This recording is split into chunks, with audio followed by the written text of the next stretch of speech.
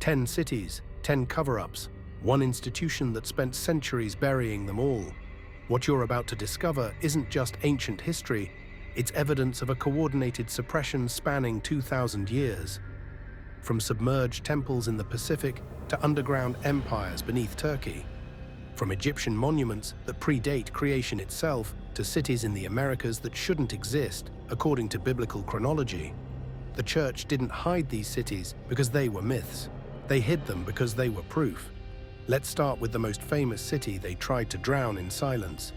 Atlantis wasn't Plato's fantasy. It was his documentation. Around 360 BCE, the Greek philosopher recorded testimony from Egyptian priests who described a civilization that existed 9,600 years before the time of Solon, putting Atlantis at roughly 11,600 years ago. This wasn't vague mythology. Plato provided specific details: concentric rings of land and water, advanced engineering, sophisticated naval power, a society that mastered architecture, agriculture, and governance. He described their downfall not as divine punishment for wickedness, but as a consequence of moral corruption mixed with technological capability. The priests spoke of it as historical fact, not allegorical warning. And that timeline was the church's first problem. According to Archbishop James Ussher's biblical chronology, accepted as doctrine for centuries, creation occurred in 4004 BCE. That gave Earth roughly 6,000 years of human history. But Atlantis, if real, predated that by 7,600 years. If an advanced civilization built cities, governments, and fleets before Adam and Eve were supposedly created, then Genesis wasn't describing the beginning of human history. It was describing a chapter in the middle of a much longer story. The entire biblical timeline collapses with one drowned city. So the Church Fathers did what they always do when evidence threatens doctrine. They reframed it. Augustine of Hippo dismissed Plato's account as philosophical allegory, a moral lesson about hubris disguised as history. By the Middle Ages, treating Atlantis as literal history bordered on heresy. Scholars who pursued the topic too seriously found their work quietly buried in monastery archives, their theories labeled as dangerous speculation that distracted from scriptural truth. The strategy was elegant. Don't deny Plato existed, just insist he was speaking in metaphors. But here's what they were really hiding. Atlantis represented something the church couldn't tolerate: proof that humans built paradise without divine permission. An advanced pre-flood civilization meant Noah's family weren't the only survivors. It meant multiple groups preserved knowledge through the cataclysm. It meant flood myths across disconnected cultures, Sumerian, Hindu, Mesoamerican, Chinese, weren't corrupted versions of Genesis. They were independent memories of the same event. And if that was true, then Genesis lost its claim to unique divine revelation. Paradise didn't need God's blessing. It needed human knowledge. The evidence they couldn't completely erase kept surfacing anyway. Geologists confirmed catastrophic sea level rise approximately 11,600 years ago, matching Plato's timeline exactly. The Younger Dryas impact theory describes a cataclysmic event that could have drowned coastal civilizations overnight. Underwater structures off Bimini, geometric formations detected by sonar off the coast of Cuba at depths of 600 meters, submerged ruins throughout the Mediterranean, all suggesting advanced settlements swallowed, when the Ice Age ended and oceans rose over 400 feet. But the most dangerous part of Atlantis wasn't the physical evidence. It was the philosophical implication. If one advanced pre-biblical civilization existed, how many others rose and fell before Genesis even begins? Atlantis became the template for suppression: dismiss as myth, attack anyone who takes it seriously, bury the evidence, and let time do the rest. The church used this exact playbook on every city we're about to uncover. And they started by controlling the one place they thought they owned completely: Egypt.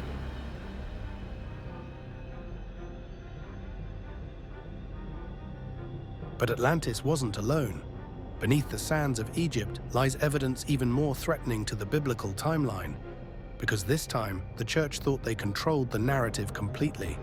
For centuries, Egypt existed in Christian imagination as a backdrop for biblical drama. The land of pharaohs and plagues, where Moses confronted tyranny and Israel was born. Egyptian chronology was carefully fitted into biblical history, with dynasties placed neatly after creation, after the flood, after Babel. Everything aligned, everything made sense. Then geologists looked at the Sphinx. In 1991, Robert Schoch, a Boston University geologist, examined the limestone enclosure surrounding the Great Sphinx and found something that shouldn't exist: deep vertical erosion patterns consistent with heavy rainfall. Not wind erosion, not sand abrasion, water erosion, the kind that requires centuries of substantial precipitation. But here's the problem: Egypt's last period of heavy rainfall ended between 7000 and 5000 BCE. The Sphinx, according to Orthodox Egyptology, was built around 2500 BCE during the 4th dynasty under Pharaoh Khafra. So how did rainfall erode a structure built in a desert? The geological evidence pointed to an impossible conclusion. The Sphinx was at least 7,000 years old, possibly older. That places its construction 2,000 years before the biblical creation date of 4004 BCE. If confirmed, Archbishop Usha's chronology, and with it the entire literal interpretation of Genesis, collapses. Schoch's findings weren't fringe speculation, they were peer-reviewed geology. And they were immediately buried under academic outrage. Church-backed Egyptologists attacked viciously. Zahi Hawass, Egypt's most powerful archaeologist and a man educated in Orthodox Christian tradition, led the charge. He labeled the theory absolutely hallucination and used his authority to block further geological surveys. Careers were threatened, papers were rejected, funding disappeared. The message was clear: don't threaten biblical chronology, even with physical evidence. But the Sphinx wasn't alone. Beneath the temple complex at Abydos lies the Osirion, a structure so different from dynastic Egyptian architecture, it seems like it belongs to another civilization entirely. Massive megalithic blocks, some weighing over 100 tons, fitted together with precision that later Egyptian builders never matched. It's buried under 40 feet of silt, the kind of accumulation that takes thousands of years. Its design resembles structures like Göbekli Tepe in Turkey, dated to 10,000 BCE, more than it resembles anything from pharaonic Egypt. Orthodox archaeology insists it was built by Seti I around 1300 BCE, but the architectural style, the burial depth, and the erosion patterns all suggest something far older, something that predates the pyramids, something that shouldn't exist according to the carefully maintained timeline that places human civilization comfortably after biblical creation. Then there are the king lists themselves, the Turin king list and the writings of Manetho, an Egyptian priest from the 3rd century BCE, record dynasties stretching back 30,000 years. They describe pre-dynastic rulers, god-kings, who reigned for thousands of years before the first human pharaohs. The Church Fathers dismissed these records as pagan exaggeration, mythological inflation designed to make Egypt seem more ancient and impressive than it actually was. But what if they weren't exaggerating? What if they were remembering? The pattern is unmistakable. Physical evidence points to advanced Egyptian civilization existing thousands of years before the Bible says creation occurred. Geological data contradicts approved timelines. Alternative dating threatens theological foundations. And every time someone presents evidence, academic doors slam shut. Research permits get denied. Funding evaporates. Theories get labeled pseudoscience, not because the evidence is weak, but because the implications are unthinkable. Egypt wasn't waiting for biblical revelation. It had already achieved it, thousands of years before Genesis was written. And that's exactly what the church needed to keep buried. But Egypt's secrets were hidden in sand. In Turkey, they literally tried to bury a temple under a mountain.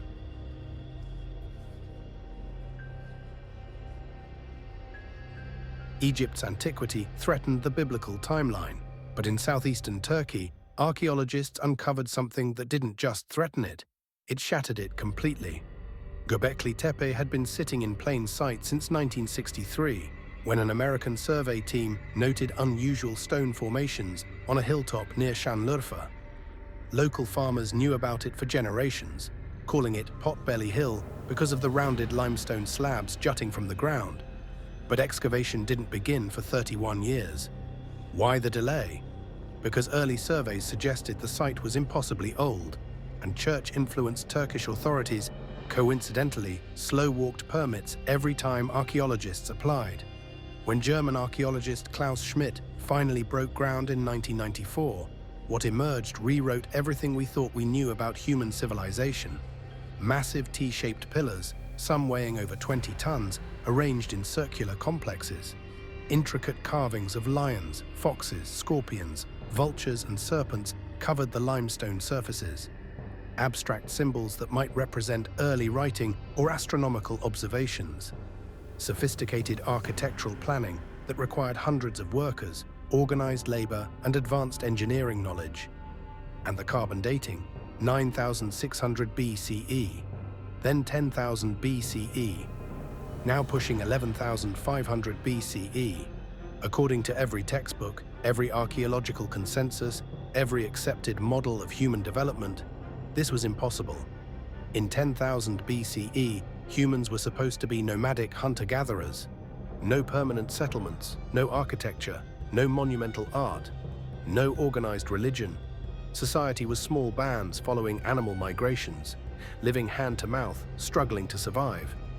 Yet here stood proof of complex religious organization 6,000 years before Stonehenge, 7,000 years before the pyramids, and 8,000 years before Abraham was supposedly receiving God's covenant. The implications were catastrophic for biblical chronology.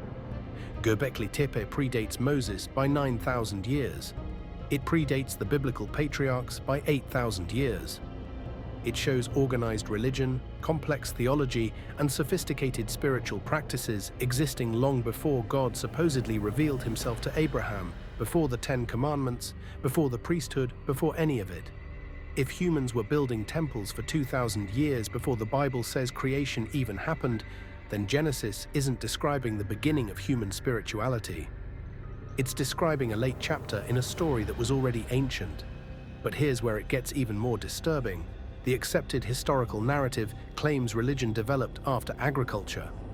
First came farming around 8,000 BCE, then food surplus, then leisure time, then civilization, and finally religious structures. A neat progression that placed spiritual development as a byproduct of material advancement. Göbekli Tepe inverts this completely. The site predates agriculture by over 1,000 years. There's no evidence of farming, no domesticated grains, no permanent settlement. These people came from vast distances to build temples, then returned to their nomadic lives. Religion came first. Spirituality organized humans before farming did. Sacred purpose preceded civilization. This destroys the entire civilizing influence of biblical religion narrative. Humans didn't need Moses to teach them how to worship. They'd been doing it for 10 millennia before he was born. And then there's the burial itself. Around 8,000 BCE, someone deliberately filled the entire complex with tons of rubble, burying it perfectly intact. This wasn't natural. This was intentional preservation. Who had that level of organization, and why hide what they'd built? Maybe because truth was already dangerous, even then. They buried it once to preserve it. The church tried to keep it buried to suppress it. If discoveries like this are opening your eyes to what's been hidden, hit that subscribe button and turn on notifications. Because the deeper we dig into history, the more dangerous truths rise to the surface. And we're just getting started. In Iraq, the oldest written words on Earth told a version of history the church couldn't allow anyone to read.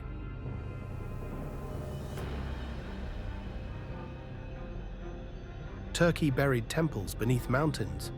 But in Iraq, the church faced something even more dangerous, written proof that Genesis wasn't the original. In 1849, British archaeologist Austin Henry Layard began excavating the ruins of Nineveh, the ancient capital of Assyria. His team unearthed the royal library of King Ashurbanipal, discovering over 30,000 clay tablets covered in wedge-shaped cuneiform script. At first, church historians opposed translation efforts. They sensed what might be hiding in those ancient texts. And when scholars finally deciphered them in the 1870s, their fears were confirmed. Creation stories, flood narratives, gods descending from the heavens to create humanity. Everything Genesis claimed as divine revelation, written centuries earlier by pagans. The Enuma Elish, Babylon's creation epic, was composed around 2000 BCE, at least 1,000 years before the earliest versions of Genesis scholars believe were written. But the similarities weren't just thematic, they were structural, almost word for word in places. Both begin with primordial chaos and waters. Both describe divine speech, bringing order to creation. Both depict the creation of humans from earthly materials. Both end with divine rest after the work is complete. The parallels were too precise to dismiss as coincidence. One story clearly influenced the other. But which came first? The clay tablets provided undeniable proof. Then there was the flood story itself. In the Epic of Gilgamesh, the hero meets Utnapishtim, who survived a great deluge sent by the gods to destroy humanity. One sympathetic god warned Utnapishtim in secret, telling him to build a massive boat, seal it with pitch, and load it with his family and every living creature. The flood came. The waters destroyed everything. After 7 days, the boat landed on a mountain peak. Utnapishtim released a dove. It returned. He released a swallow. It returned. He released a raven. It didn't return, meaning land was near. He stepped onto dry ground and made a sacrifice. The gods smelled the offering and blessed him with immortality. Compare that to Genesis. God warns Noah. Noah builds an ark sealed with pitch. He loads his family and 2 of every animal. The flood destroys the earth. The ark lands on Mount Ararat. Noah releases birds to find land. He makes a sacrifice to God. God blesses him. The stories aren't just similar, they're identical in structure and detail. The church's response was predictable but desperate. They claimed the Sumerians had corrupted the true Noah story passed down orally from generation to generation. The problem? The Sumerian version was written first, contained more detail, and existed as part of a complete literary tradition centuries before Genesis. How do you corrupt a story that hasn't been written yet? But the real catastrophe for church doctrine was the Anunnaki. Sumerian texts described those who from heaven to earth came, divine beings who descended and created humans by mixing their essence with clay.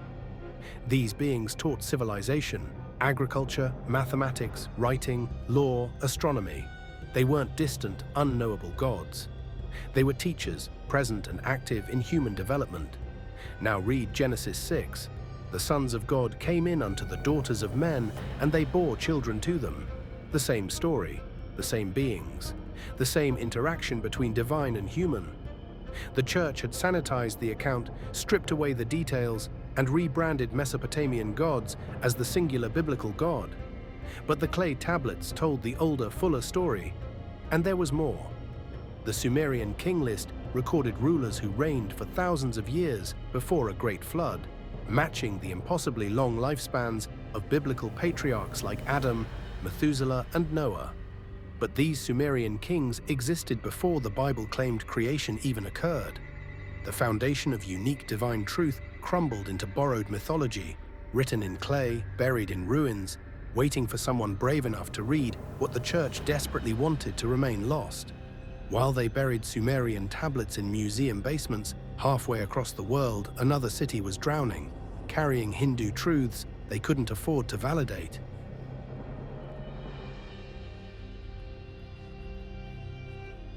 Sumerian tablets proved Genesis borrowed its stories. But in India, submerged ruins threatened something even more fundamental: the church's claim to exclusive divine truth.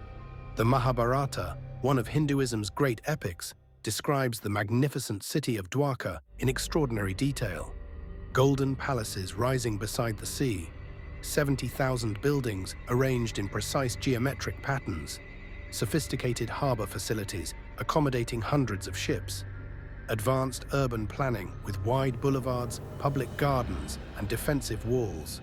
For centuries, the church dismissed these descriptions as typical pagan exaggeration, mythology inflated to glorify false gods and their supposed earthly kingdoms. Then in 1983, Indian marine archaeologists found it. Submerged off the coast of Gujarat, exactly where the ancient texts said it would be, lay the ruins of a massive city. Stone structures, defensive walls, pottery fragments, anchor stones, a harbour complex. The layout matched Sanskrit descriptions with impossible precision. Streets running in the directions specified, building foundations where temples were said to stand, fortifications matching the epic's accounts of Dwarka's defences. Carbon dating put the artifacts at 7,500 years old, possibly older. That's 3,500 years before the biblical creation date. Suddenly, Hindu mythology became Hindu history, and that created an existential crisis for Christian theology. Because if the Mahabharata accurately described real historical cities, then it wasn't mythology. It was historical documentation, and if one ancient Hindu text proved historically accurate, then Hindu cosmology, with its vast cycles of time, its accounts of advanced ancient civilizations, its spiritual teachings predating Moses by millennia, had equal claim to truth as the Bible. The Church's monopoly on divine revelation collapsed with one underwater city. British colonial archaeologists, many educated in Christian institutions, immediately labelled the findings inconclusive. They questioned the dating methods. They suggested the structures might be natural formations despite clear evidence of construction. They denied funding for comprehensive excavation. Reports were buried in colonial archives, kept from public attention, dismissed in academic circles as nationalist enthusiasm rather than legitimate archaeology.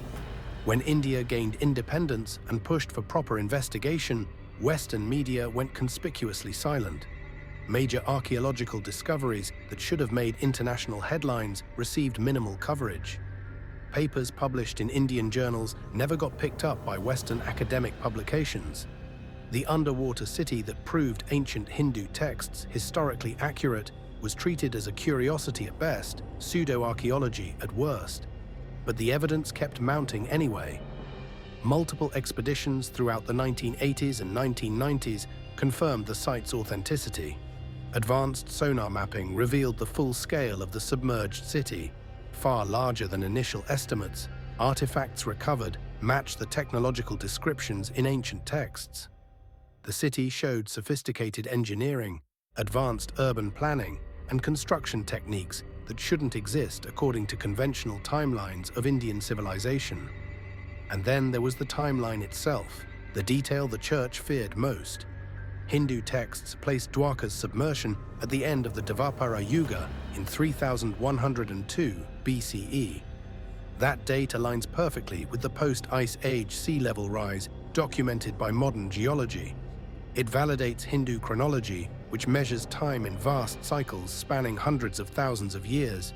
Yugas within Mahayugas within Kalpas, a cosmological framework that makes the Bible's 6,000-year timeline look absurdly provincial and compressed. If Dwarka proved Hindu texts historically accurate, then Hindu cosmology's vast timescales couldn't be dismissed as primitive confusion. They had to be taken seriously as an alternative framework for understanding human history. One that didn't place biblical lands at the center of civilization, didn't reserve divine revelation for Abraham's descendants, and didn't require Christianity for salvation. One submerged city threatened 2,000 years of theological supremacy. So they did what they always do, suppress the evidence, control the narrative, and ensure full excavation never receives the international funding it requires. Because proving one non-Christian ancient text validates the historical credibility of all of them. From India's flooded coast to the frozen ends of the earth, where Christian missionaries stumbled onto ruins that should never exist under miles of ice.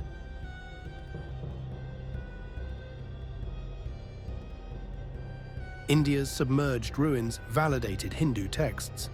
But at the bottom of the world, beneath miles of ice, lies evidence of something even more impossible. A civilization that existed before Antarctica froze. In 1513, Turkish Admiral Piri Reis compiled a world map using ancient source materials from the Library of Alexandria. The map shows something that shouldn't be possible: the coastline of Antarctica, in accurate detail. But Antarctica wasn't officially discovered until 1820, over 300 years later. And here's the problem that no one wants to address. The Piri Reis map doesn't show Antarctica covered in ice. It shows the actual coastline, the mountains, the rivers, geographical features that have been buried under ice sheets for at least 6,000 years. How did a medieval map show details that modern humanity only confirmed with ground-penetrating radar in 1949? The implications are staggering. Someone mapped Antarctica when it was ice-free. Someone with sophisticated navigational knowledge, cartographic skill, and the ability to conduct geographic surveys existed before the ice came. That places advanced civilization in a time period the Bible doesn't acknowledge. A pre-Adamic world that Genesis never mentions. Then in 1946, something strange happened. The United States launched Operation High Jump, the largest Antarctic expedition in history. Admiral Richard Byrd led 4,700 men, 13 ships, and 33 aircraft on what was officially described as a military training exercise. But the scale was absurd for training. The resources committed, the secrecy involved, the fact that the expedition was cut short and returned months ahead of schedule, none of it made sense for routine exercises. Byrd's diary entries, disputed but persistent, mentioned discovering land beyond the pole with ancient structures. Whether authentic or not, the diary reflects rumors that circulated among expedition members, whispers of ruins, of geometric formations, of something beneath the ice that shouldn't exist. And then there were the missionaries. Throughout the 19th century, Jesuit missionaries stationed in southern Argentina and Chile conducted reconnaissance missions into Antarctic waters. Their private correspondence, portions of which survived in secondary references before the originals vanished from Vatican archives, mentioned stone formations of unknown origin observed during expeditions to sub-Antarctic islands. These weren't scientific reports, they were observations included in letters sent back to Rome, casual mentions of something that troubled them enough to document. Those letters disappeared. The Vatican has never acknowledged they existed. If ruins exist under Antarctic ice, everything changes. Antarctica's ice sheets formed roughly 13,000 to 15,000 years ago during a period of rapid climate change at the end of the last ice age. Any civilization that built there would predate the biblical creation date of 4004 BCE by 9,000 to 11,000 years. It would prove advanced pre-Adamic human civilization, not the ancestors of Adam and Eve, but a completely separate lineage of humanity that rose, built, and fell before Genesis begins. That's the ultimate heresy. Not just that the biblical timeline is wrong, but that humanity existed in advanced form before the Bible claims God created us. In 1961, the Antarctic Treaty was signed, prohibiting unauthorized excavation and territorial claims. Among the signatories and observer nations, Vatican City.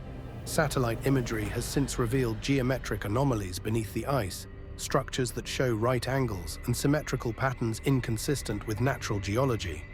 Yet no official investigation has ever been authorized. Scientists who push for examination of these anomalies find funding denied and careers derailed. What's being protected under all that ice?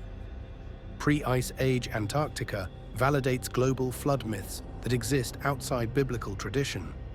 It suggests rapid ice coverage from cataclysmic climate events matching ancient flood timelines. It proves multiple advanced civilizations existed before Noah. The flood wasn't unique, the survivors weren't chosen, and the story was never theirs alone. From the bottom of the world to the heights of the Andes, where another inconvenient truth was buried in plain sight for over a century.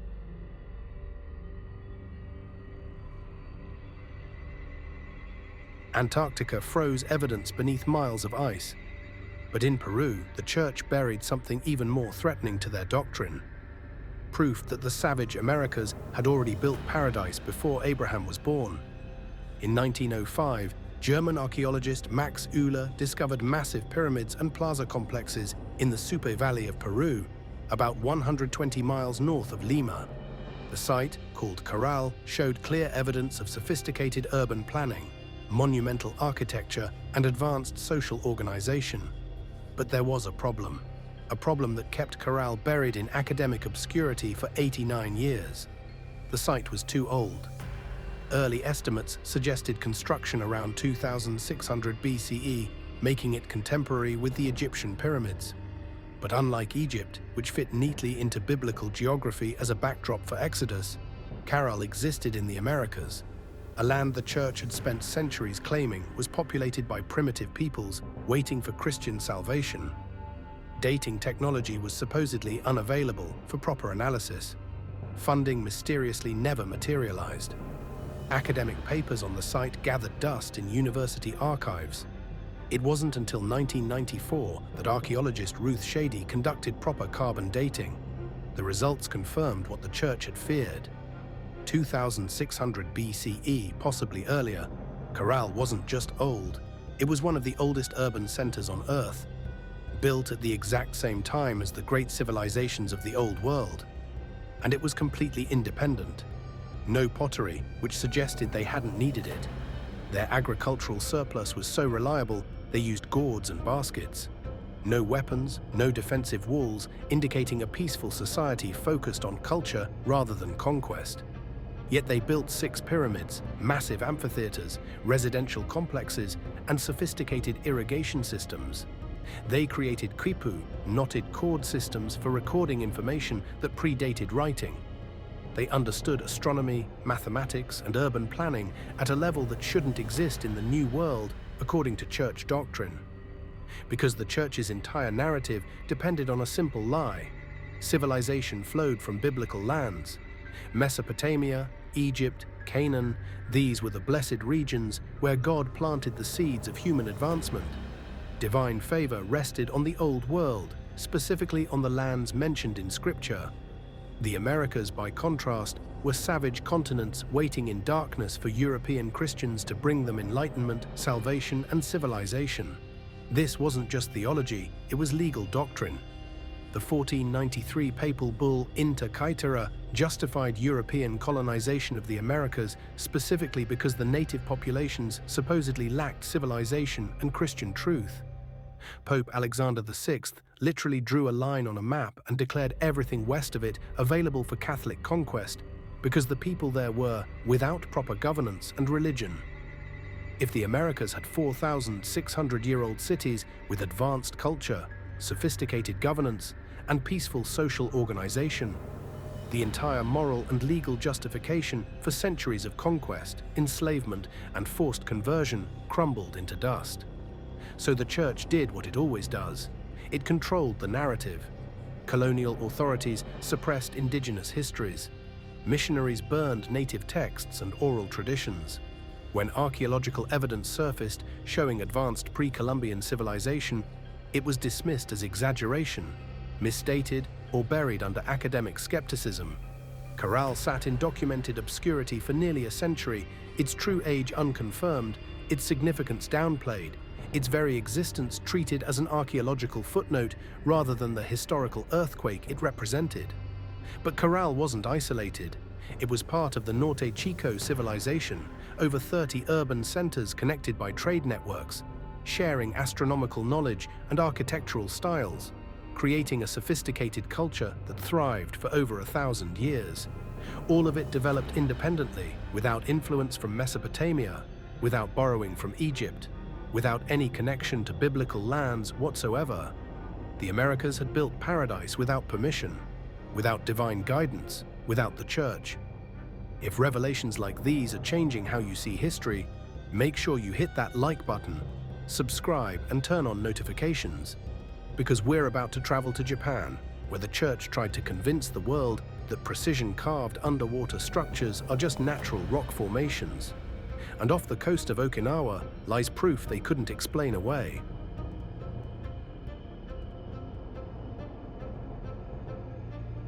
Peru proved the Americas built civilization independently.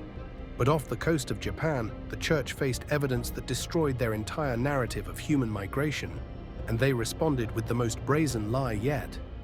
In 1987, a local dive tour operator named Kihachiro Aratake was exploring the waters off Yonaguni Island, the westernmost point of Japan, when he discovered something that shouldn't exist.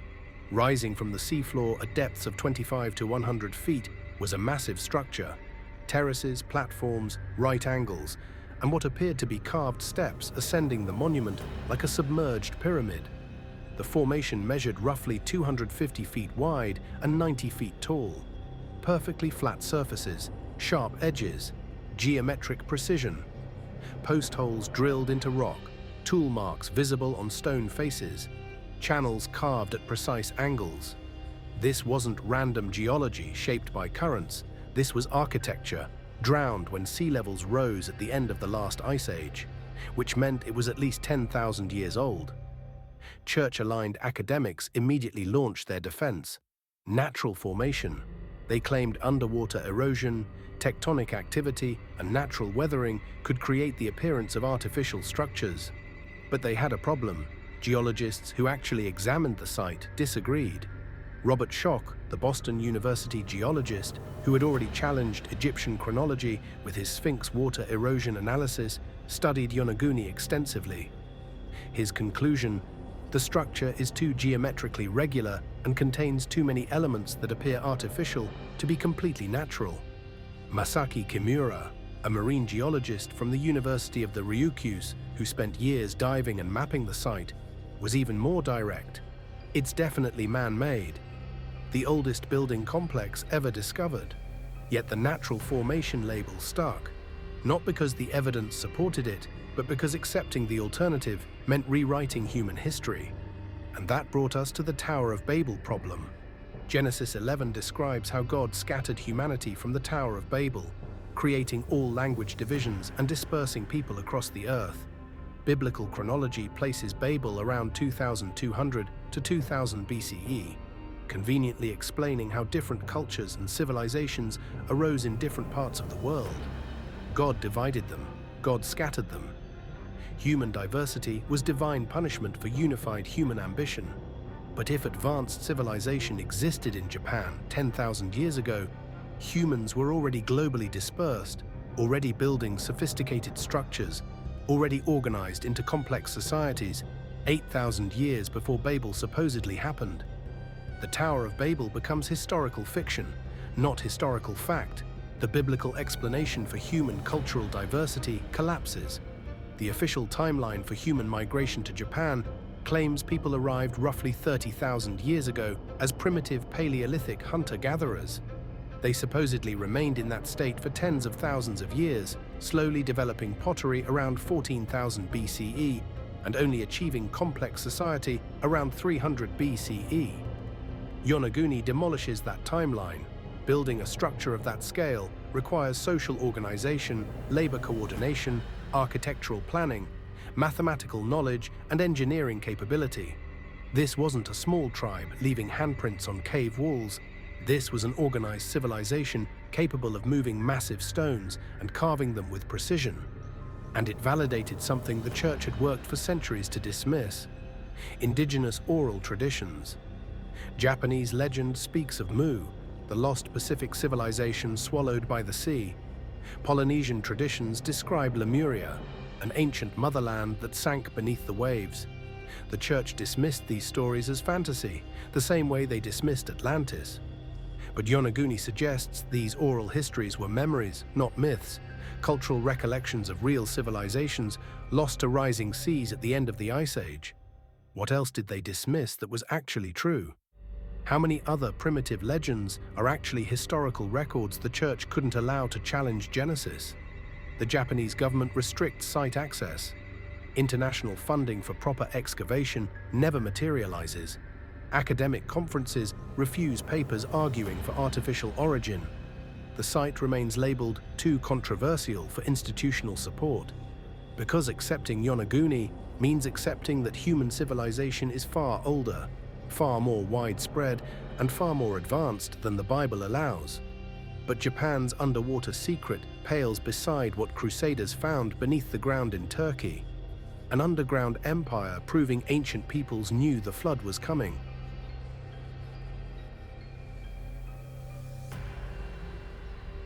Japan's submerged pyramid rewrote migration history. But in Turkey, beneath the very ground crusaders walked, lay evidence of something even more disturbing: proof that ancient civilizations prepared for cataclysm. In 1963, a man in Cappadocia, Turkey, was renovating his home when he knocked down a wall and discovered a tunnel. Following it deeper, he found a room. Then another tunnel, then another room. He'd accidentally uncovered Derinkuyu, an underground city extending 18 stories into the earth, descending 280 feet below the surface. This wasn't a simple shelter or cave system. This was sophisticated urban infrastructure designed to house 20,000 people for extended periods. Ventilation shafts engineered to provide fresh air to the lowest levels. Water wells with distribution channels feeding every floor. Food storage chambers, wine presses, chapels, schools, massive rolling stone doors that could seal sections from the inside, rooms for livestock, meeting halls. Even a cruciform church carved into the deepest level, though clearly added much later to a structure that already existed. Official dating places Derinkuyu's construction in the 8th to 7th century BCE, attributing it to the Phrygians or early Christians fleeing Roman persecution. But there's a problem with that timeline. The engineering doesn't match. Tool marks in the deepest chambers show carving techniques consistent with pre-Iron Age methods. The sophistication of the ventilation system demonstrates understanding of airflow and pressure that supposedly didn't exist in the 8th century BCE. Geological analysis of erosion patterns and sediment layers suggests the structure has been used and expanded over thousands of years, not centuries. And then there's the pattern, because Derinkuyu isn't alone. It's one of over 200 underground cities discovered in the Cappadocia region. They're connected by miles of tunnels, some extending hundreds of feet below ground. Similar structures exist in Malta, the Hypogeum, a 3-story underground temple complex dated to 3600 BCE. In China, the Longyu caves show massive hand-carved chambers of unknown age. In Peru, underground complexes beneath Chavin temples suggest ancient builders were equally comfortable building down as they were building up. This is a global pattern. Ancient civilizations around the world went underground. But why? What were they preparing for? Medieval Crusader journals from the 11th through 13th centuries contain references to vast cities beneath the earth that they encountered while traveling through Anatolia. Knights Templar reports describe chambers filled with symbols and script predating the time of Christ. These weren't casual observations, they were troubling enough that multiple sources documented them. Yet these reports were archived by the church and never made public. Why suppress evidence of underground cities? Because they validated something the church couldn't allow, non-biblical flood traditions that described advanced preparation for coming cataclysm. If civilizations built underground refuge networks on a global scale, they possessed knowledge of cyclical catastrophes. They understood geological warning signs, astronomical patterns, or had inherited information from previous cycles. This wasn't divine punishment catching humanity by surprise. This was anticipated catastrophe that advanced civilizations tried to survive. The flood wasn't unexpected. It wasn't unique divine judgment. It was one event in a series of cataclysms that ancient peoples knew about and prepared for. That destroys the entire Noah narrative. The righteous man chosen by God, alone in his generation, saved while the wicked perished. If underground cities existed globally, then thousands, maybe millions of people survived by preparation and knowledge rather than divine selection. Multiple civilizations preserved their knowledge through the catastrophe.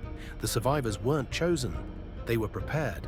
Today, only 10% of Derinkuyu has been excavated despite decades of access.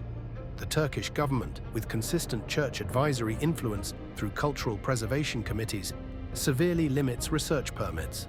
Sections showing the oldest construction techniques remain closed for preservation. Archaeological teams proposing dates that push too far into the past mysteriously lose funding. Because accepting what Derinkuyu represents means accepting that human history is cyclical, that advanced civilizations rise and fall in patterns the Bible never acknowledges, and that knowledge of these cycles has been suppressed to maintain the narrative of linear progress from primitive beginnings to Christian enlightenment. From Turkey's depths to the Pacific's remotest island, where the final city stands as proof of the Church's greatest lie.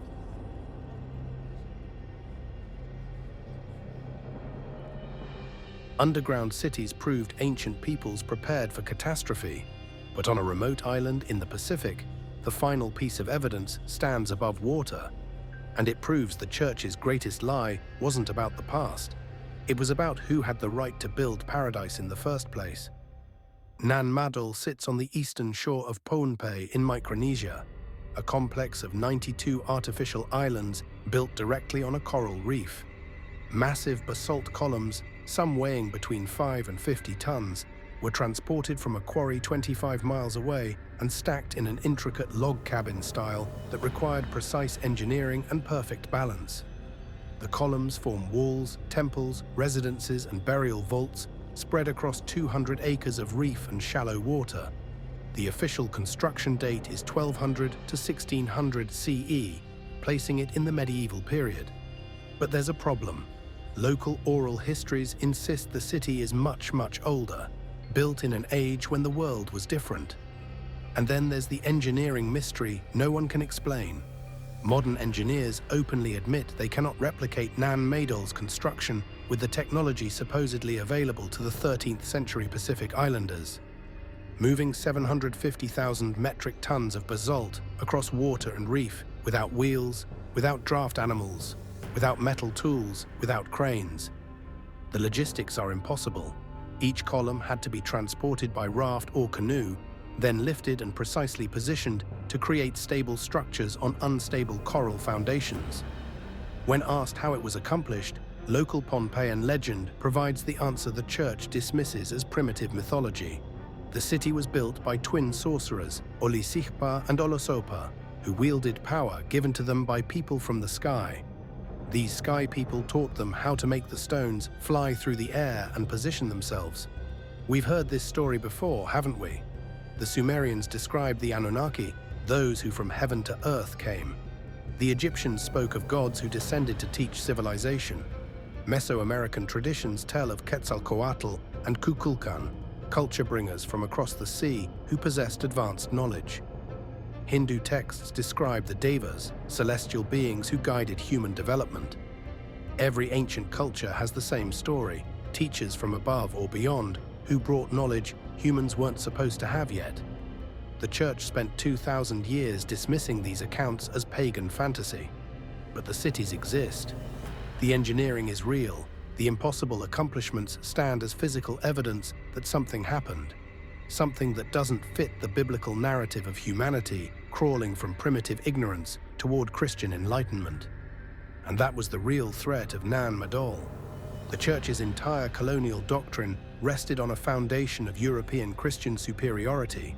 Divine favor blessed European civilization with advanced knowledge, making them the rightful bearers of progress to savage lands.